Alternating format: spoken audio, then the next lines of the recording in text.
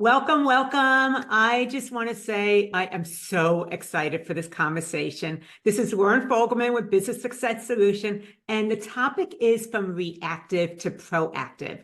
If you've ever had that experience, you know what I'm talking about. And we're going to focus on taking charge of your accounting firm. And the conversation today is with Dawn Brolin. So part of what we're going to touch on is turning professional hurdles into opportunities that will advance your accounting firm, proactively navigating the high-stake demands of business ownership, and how to boost task efficiency, team effectiveness, and the overall success of your firm. I suggest you have pen and paper ready or wherever you take notes, because Dawn will generously share, and then we'll also let you know how you can connect with her if you are not already connected.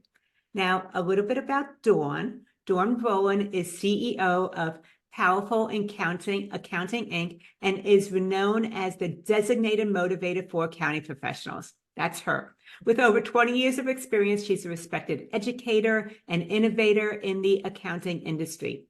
Dawn serves on multiple boards, including Intuit Tax Council and ADP, and is president of the Accounting Cornerstone Foundation. Her expertise has earned her numerous accolades, including just recently been named as one of the top 40 women in accounting. So that's her most recent one. And she's also been recognized as Accounting Today's top 100 most influential people in accounting. And that's been for multiple years going. So as an author, sought-after speaker, Dawn emphasizes the importance of continuous motivation and strategic planning in achieving success for individuals and teams in the accounting profession. You can learn more about Dawn Brolin and Powerful Accounting Inc. at dawnbrolin.com, which is DAWNBROLIN.com. Anyway, let's get into the conversation. Dawn, I am so excited about having you here. So thank you for that. I've been looking forward to this. Yeah, same thing, Lauren. Want to do anything we can to help people in the accounting profession. There's so many things we go through, some good, some bad, some ugly, right? And so I'm excited here just to have a conversation with you. Super pumped. And before we get into really the gist of it, what is it that really put you on the path of being a champion for accounting firms and the profession in general? Yeah, well, it's funny, I've been in business for 25 years now, which seems like, a whole quarter century, like just about half my life. And I see the pain that a lot of practitioners go through. I pay attention a lot on Facebook groups and LinkedIn, just watching what the conversations are. And I realized that I had to put my own mask on first, right? So as we got into like 2019 and 2020, I was like, I really need to figure my firm out. I really need to straighten things out. And we'll talk a little bit about some of that stuff in a little bit. But I just found that I wanted to help. I'm a people pleaser. I'm a people helper. I want to help people. I don't like to see people in pain. And as a firm owner, I know the challenges and that we go through on a regular basis. And once I was able to put my mask on first and really dig into organization, efficiency, productivity, those things that were really important so that I could get out of this office and do fun things, I wanted to share that with the industry, and I want to help I want everyone to win. It's so much more fun when everyone's winning. And part of what you were talking about is really some of your own experiences. So what was maybe some challenge that really you needed to face in your accounting career, and having that powerful, positive mindset helped you to turn that challenge that could have been seen as a failure or mistake and created opportunity for growth? So I hope we're not going to ask about one, because I probably have a million, right? I think I don't know if I just learn really well through falling on my face and making mistakes. And so knowing that, as I started in business, I was doing bookkeeping. I was kind of all I was focused on, wanted to kind of move into the tax area, joined in a partnership with a couple of other people, and found that partnership wasn't blossoming the way I thought it was, what I envisioned it to be. And it became more of a competition internally inside the firm of, why is everyone always calling for you and you're never in the office because you're out doing all the marketing. Did a lot of the marketing through, doing QuickBooks sessions and things like that at local chambers and things, not getting paid for any of it. And so it just ended up being some kind of a popularity competition.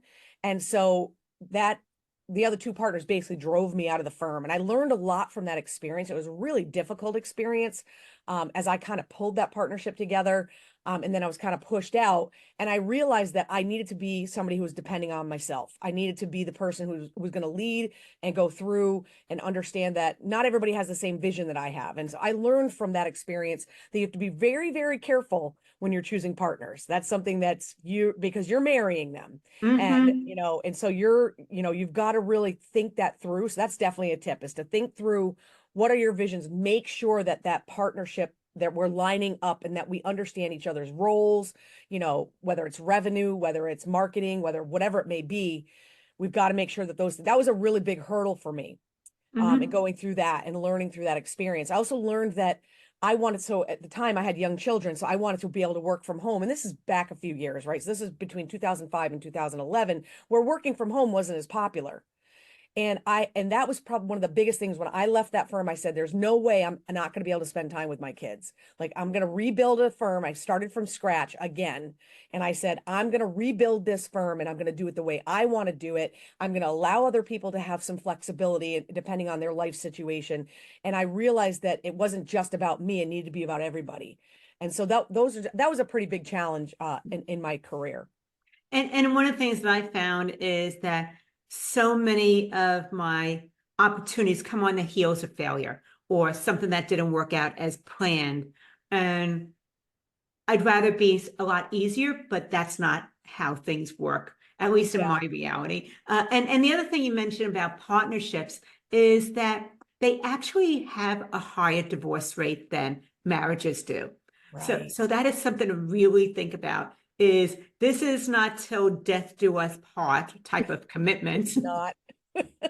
Yeah, and it's a challenge. It's really a challenge. Mhm. And so, learning a lot from that, learning about the things that we did in that firm that were good. I learned a lot of really Yeah. good things while I was in the partnership, and learned from those that were not so great experiences, and taking them and deciding, all right, well, I'm going to make this a different choice for myself moving forward, the way I operate my firm and the way I make the decisions. And I always want to try to keep my team in mind. It isn't just about me.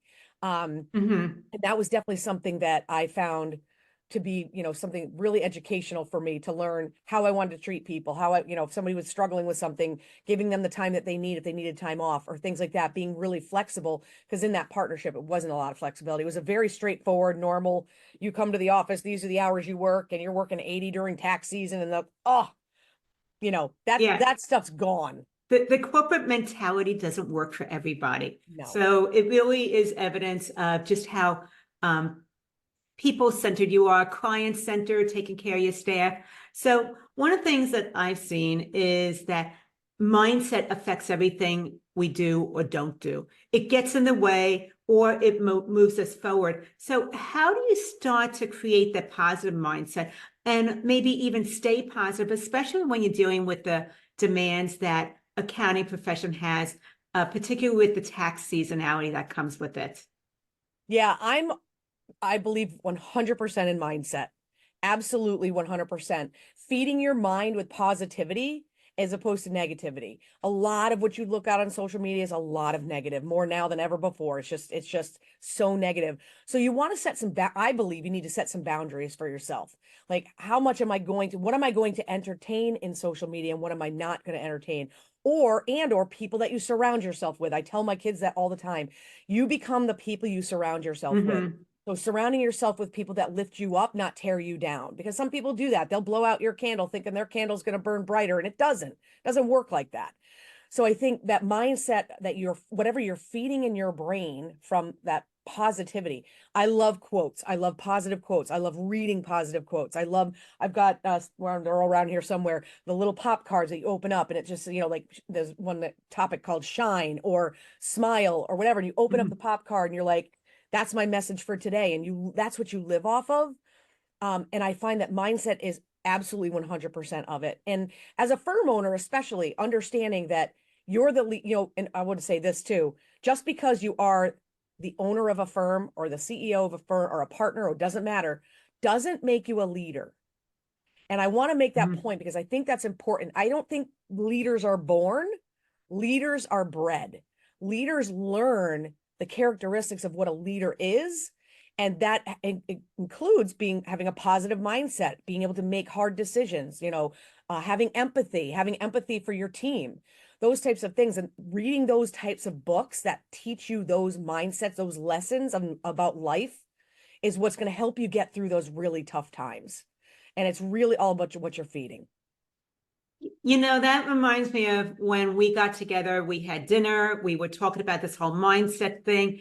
And one of the things that is our conversation right now is bringing up is how so many firm owners actually create codependency in their firm, whether with their staff or with their clients, where it's all about them. They have it all on their shoulders, and it's a lot of stress, but it also keeps their team from being able to move forward and be able to grow. So when you're talking about the leaders, it's really about having healthy leadership in your firm, as opposed to one where you're creating a lot of dependencies around you.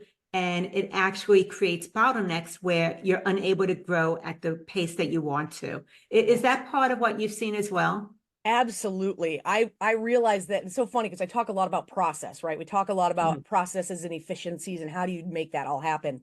It's great to create a process, and it's great to be that person who's helping create processes. I always tell people include your team in on those processes because they're going through different things than you're going through.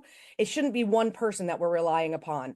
I know for myself, I would rather, you know what? I love to delegate.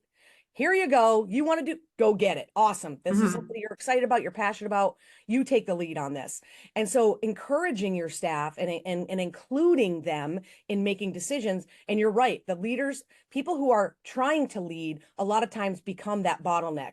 And I've learned how to get myself away from that part of it. And also with process is to not interrupt it. And so what do I mean by that? You know, you set a process. We have a client onboarding process for new tax clients, right? We just got an onboarding process. The moment that somebody who is in a leadership position steps in the way of that process, everything falls apart and it causes disruption for everybody. I think of a simple example. If I'm out eating at dinner and somebody comes, oh, hey, Brolin, will you do my taxes next year? And I'm like, yeah, you know what? Here's my cell phone number. Just shoot me a text. We'll get you taken care of. That's not our process. The process is here's the office number, call Tracy, and Tracy will get you onboarded, because that's the process, not Don Yes. Brolin getting in the middle of it. And so sometimes we think we need to be in charge of all things. We really don't. And once you get to that mindset, you have that mindset, your life you will gain so much clarity as you work through on a daily basis. It's awesome. And it creates natural boundaries within the team as well, and the office, and it protects you, it protects everything. So part of what you've been talking about actually is the processes, which to me, I believe systems give you freedom. So tell me about how to be able to really have the way to have efficiencies, to be more effective as far as the tasks go, and just team performance in general. Yeah, I think boundaries are most important, right? So boundaries around your work. So when you come in the office, what are your behaviors? When you come down, you sit in your office, you sit down, what is the first thing you do? And I always try to get people to think of that. Think about this morning when you got to the office and you sat down, what was the first thing you did? Most people will say, I checked my email. A lot of people will say, I checked my calendar. A lot of people will say various things, right? When I sit down, the first thing I do is I go into my practice management tool and I say, what tax returns need to be done today? Because I instantly want to be productive, right? And so I think setting healthy boundaries, calendar blocking is another really, in order to get things done. You know, it's great. I may have a couple of appointments, and most of those are pretty rare these days, but you know, I've got a lot of in-house returns. They've gotten us all their stuff. I got to start the tax return. Blocking off your calendar so no one puts a meeting in your calendar when you've got 5 returns to do that day. You want to block 4 hours worth of time or however long you need and say, don't bother me during this time. I have a boundary. Don't set an appointment before 10 a.m. I don't want to talk to people before 10. I want to come in. I always check my calendar and I check to see what I've got to do. And then I'm off and running. And I think that's part of our problem. We get so hung up and stuck in the minutia of things in your firm, and we're not being productive. People will say tax season's so busy. And I'm like, it doesn't have to be busy, folks. It should be productive, not busy. You know, I mean, Lauren, I can sit in this office for 12 hours a day and I can be busy. I'm doing all kinds of stuff. But being busy and being productive are two very different things. Absolutely. And sometimes you feel that you're efficient, but what you're doing is not effective. So So when I see that happening, I feel like you're being fast at doing something wrong.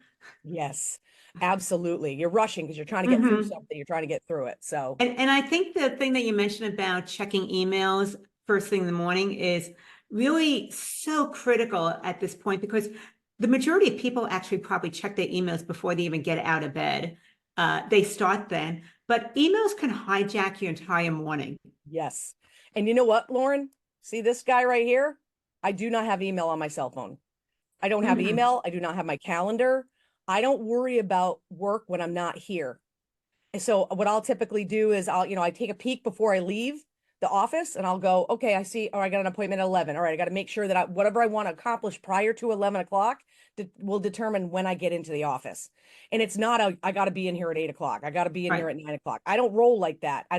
We don't track time. We don't have to do vacation requests.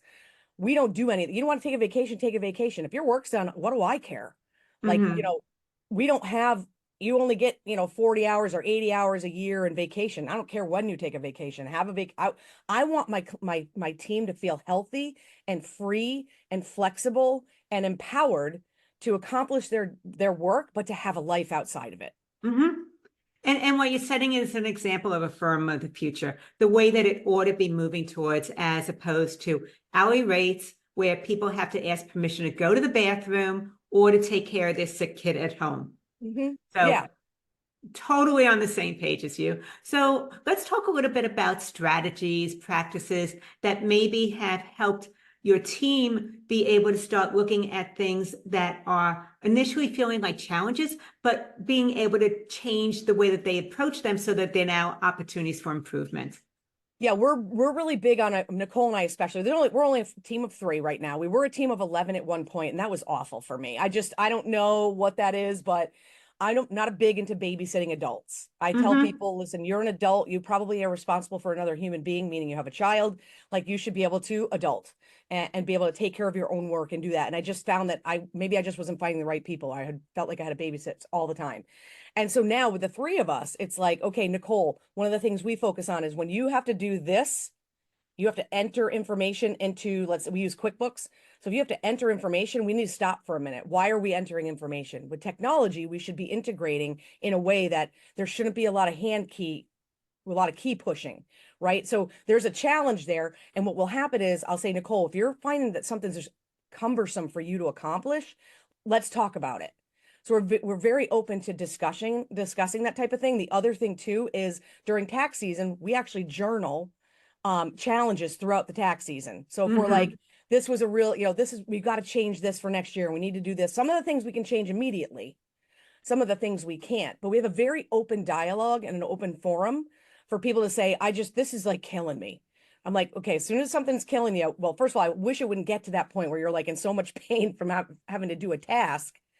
I wish we should catch it a little bit earlier if we can, so we can fix it. And we implement technology to do that. Things that are taking up too much administrative time, things that make one of the team crazy, like, oh, I just can't stand this. Well, then we need to look at maybe a different practice management tool, whatever. And I'm open to that because I want everyone to work efficiently, effectively, and not, it's work. It's not called fun for a reason, right? It's work. Mm-hmm. We're still working, but can we do it as effortlessly as possible? That's the goal. So are you aware of like any particular tools maybe that you bought in that have made a difference for your firm? Because even though you're a small firm, you're a highly productive one, Yeah. and you might be doing the same volume as a firm twice your size. Right. Yeah, we're all about, like I said, the technology. So we've implemented a tool that just released recently in the last couple of months called Lisio. Well, they've been around for a little bit, but they launched a new tool for tax organizers, which has always been a nightmare for every tax practitioner. Being able to, first of all, get them to fill out the organizer, and number 2, for them to get you their documents. Been the 2 biggest challenges. If you watch any webinar and watch any polls that go through a webinar, that's the number 1 pain point for tax Yep. practitioners. And so implementing that tool with the tax organizer where people can be on their phone, which is meeting clients where they are, getting them to just snap pictures of all their tax documents in a secure, encrypted Mm-hmm. way, of course. So we have to really look out for that.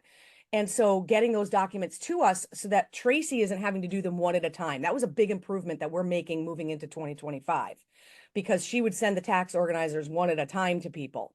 And it was, Exactly. and that was, we did a static organizer. So if you ask the questions you need to ask, got to ask if they have Bitcoin or foreign currency, you got to ask certain things. Did you move? It's a static document that doesn't breathe. With this new tool with Liscio, the way they're launching this is that if I say, yes, I moved, now it's going to be, all right, that's an if then. Okay, so if the answer is yes, then where did you move to? What date did you move? So now we've got non-resident tax returns to do.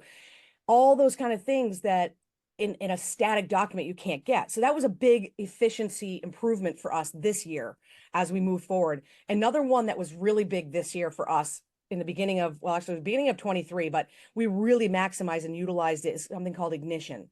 Ignition is an engagement letter and payment tool. And I sent engagement letters out the first week of January, and I changed my process. And I do a video, which is nice because you can embed a video in Ignition. And I explained what we were changing. And that's another really great communication tool so that the clients need to know what to expect. So every year I do a new video and I'm like, hey, here's what we changed this year, folks. We're making you prepay for your tax returns. That's going to do one of two things. One thing it's going to do is you're going to have skin in the game. You've already paid for a service. Now you're going to want to get me your tax documents a lot faster because you've already paid for the service. And so by doing that, we don't have to track payments. We didn't have to go receive payments. Tracy used to double check to see if people paid, and she spent a lot of time doing that. There were times where I was like, 5 months later, she's like, Brolin, you got $8,000 you never billed for last tax season. I'm like, oh, now I look like an idiot. I'm supposed to be an accountant and I'm not even doing my own billing properly. So we eliminated that whole process this year, and we had some people leave. I don't know if it was because of that or not. Didn't matter to us. We still had other people. See, here's one door in my office, people going out. There's another door, people coming in. There's so much demand, but we made those changes to improve our administrative process to minimize, because Tracy only wants to work part-time. So I want to make sure I have things in place so she likes to still work, but not full-time. So we implemented those processes that have allowed us to be more efficient and actually make sure we got paid and have a seamless process. So those are just a couple things that we've changed in this last couple years or so that have really improved how we're operating. And I just want to reiterate, so you found that Liscio is helping with tax organizers, making it more streamlined and easier because most of the people live off their phones anyway. Yep. Ignition is great for engagement letters, especially when you're sending out a massive amount during tax season, as well as payment. I love the fact that you're embedding a video to really explain, because it makes it a little bit more personalized. They're actually more likely, some of them, to listen to a video. They never read the letter anyway. No, they don't. And the other thing that hearing you say this is like music to my ears. Prepayment, even if you are a tax preparer, you can get prepaid, which is so much better, saves the headaches of invoicing, tracking, following up on payments, and everything else that comes when you're getting paid after the fact. So love the fact that you did it, you're talking about it, and hopefully it is encouraging other tax preparers to do that also, because it changes everything in your firm. Absolutely. It has. It's totally, and I will say one of my challenges, if we go back kind of to the beginning of a challenge, was always cash flow. I had people I had to pay, and guess who got paid last? This girl.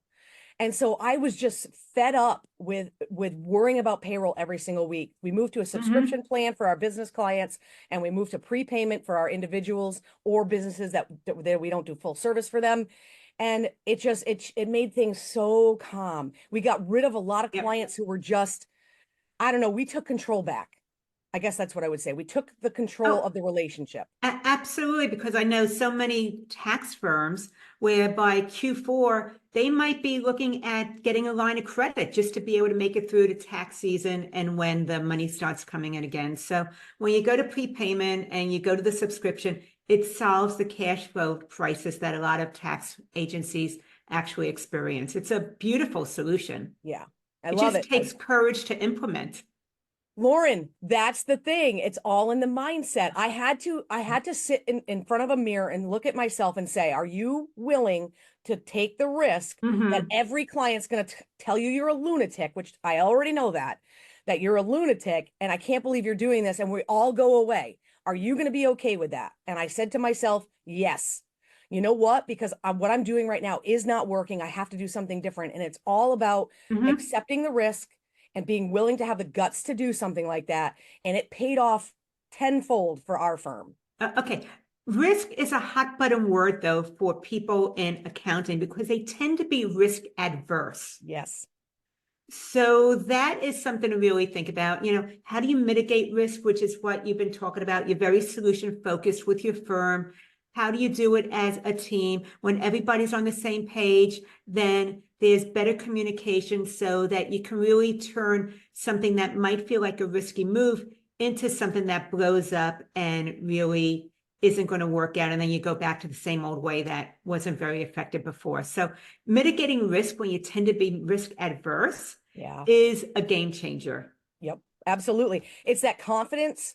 And I think that that's a lot of it too. When we moved to the subscription pricing, it was like, I don't know if any of our clients are going to want to do it, but I'm like, I want to be able to give them that full service all year round. I also don't want to work with a lot of clients. I'd rather work with less clients, give them better value. And in turn, by doing that and moving to a subscription model, at the first of every month, we're paid and we don't Right. work.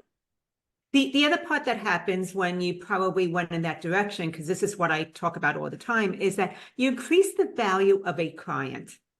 The Yes. ones that were the headaches, the ones that were price sensitive, that pushed back or never talked to you until like 2 weeks before the filing deadline, they wanted you to get it all done for them anyway, like they were the only person. They went away. Yeah. Yeah. We have seen a lot of that over the last couple of years since we started subscription pricing. Some people were nice about it and like, oh, well, I think we're just going to go with a local firm or whatever, and that's fine. And Yeah. some were kind of nasty. There were some, we had one this week, as a matter of fact. And it's like, you know what? I'm happy that you're going away because all you're doing is causing chaos within our firm. And so we are already in a chaotic industry, I would say, but we have the ability with our mindset and our decisions and what risks we're willing to take to minimize that chaos, because it's not something we didn't have to pick that bag up, right? That's a bag of chaos. We don't have to pick it up. We can leave that outside and not participate in the world of chaos. And we've just chosen not to do that. There's not any money in the world that's worth it to live in a world of chaos because of the attitudes of other people.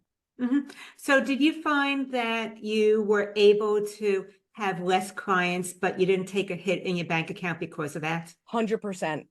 We increased our value and increased our prices. We work with less people, no more than 25 clients, 25 business clients at a time. And that's where we're at. So if one falls off, then we're open to bring on another one. But in the meantime, this is just how we operate, and it works out really, really well. So it creates time for you to have tax planning, tax strategy, more consultative meetings with clients, and reduces the stress within the office as well. Yeah, and we were doing that stuff anyway, Lauren. That's the crazy part where, people will text you or call or whatever they'll do, and you're giving them all this advice, and then you're like, it's only 15 minutes. I'm not going to bill them for it. And now you're doing that 4 times a day. So now you're looking at an hour a day that you're giving away everything you have, which is your brain. That's what you're offering. And so now we've streamlined it. And now when people call, especially the people that are in the subscription pricing, they may ask us to do something that is maybe outside of the scope, but you get to make that decision at that point to say, you know what, these guys are great payers. They never complain. They're, we do great work with them. I'm not even charging them. So you get to make those conscious decisions instead of your hair on fire constantly. Okay, so then getting back to the mindset piece as far as your team goes, is there any techniques that you have adapted to really help them focus on growth, learning, especially when there are challenges that are coming up? Because otherwise, you have someone that's disgruntled, they're stressed out, and with such a small firm, one person who's off their game is going to affect the entire culture of the firm. Yeah, 100%. And my whole rule is if the day isn't going right for you and you need to step back, take the day off.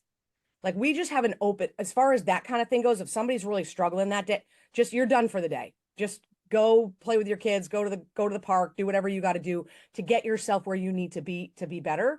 We also offer, well, again, there's only 3 of us, but Nicole, I've offered for her to go back to college. She wanted to go back and get her accounting degree, her master's in accounting. And I'm like, great, Nicole, you're going to go back for your master's in accounting and I'm going to pay for it.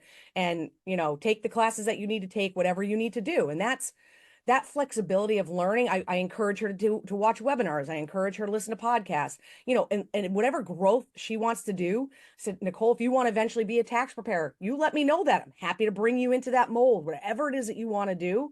And Tracy, as the admin person, hey, she's on vacations, doing whatever you got to do to, I'm going to go into yoga, or I'm going to pickleball, or whatever she's doing. Awesome. That's what we want. We want them to be able to have the ability to grow in whatever that looks like for them, because everyone's different.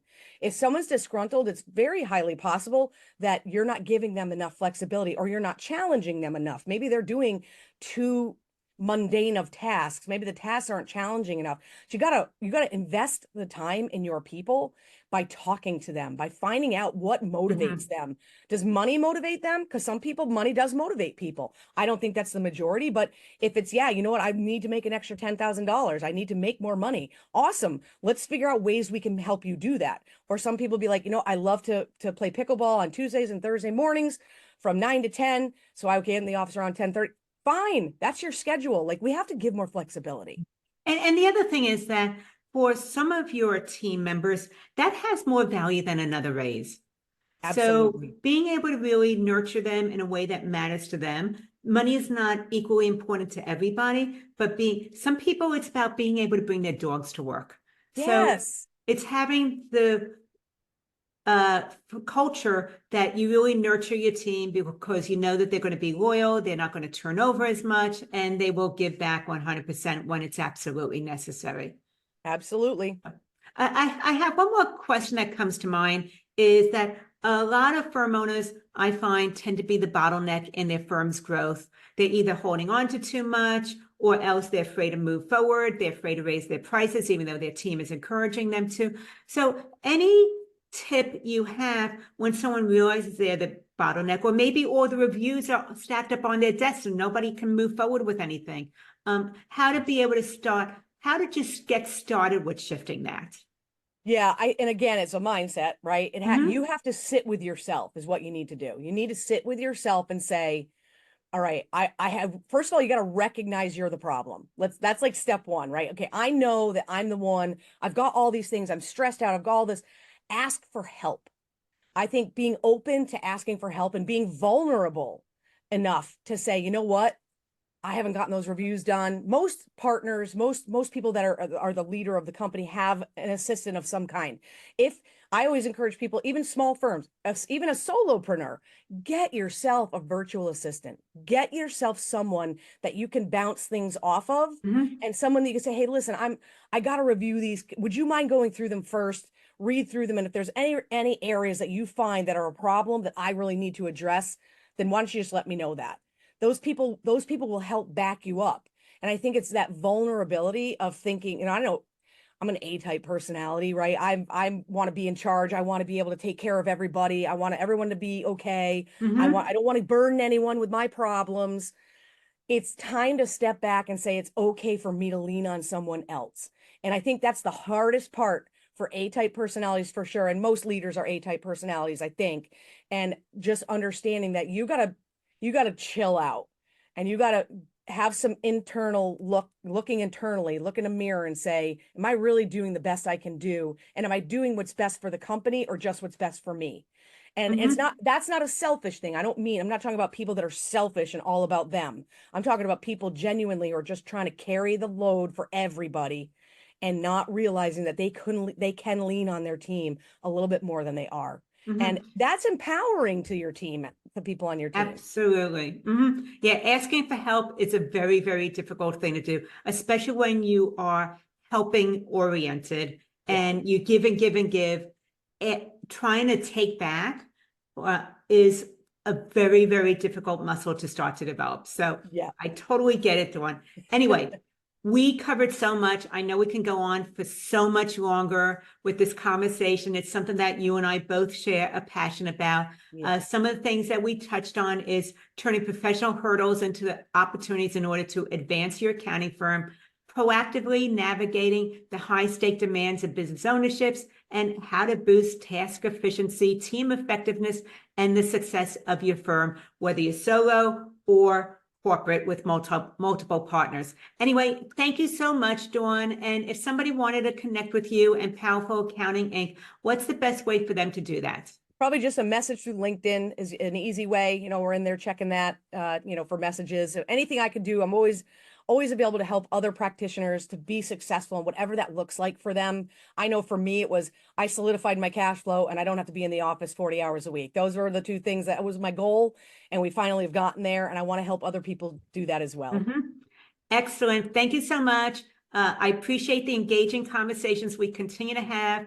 And this is Lauren Fogelman with Business Success Solution, showing accounting firm owners how to double their income working half the time.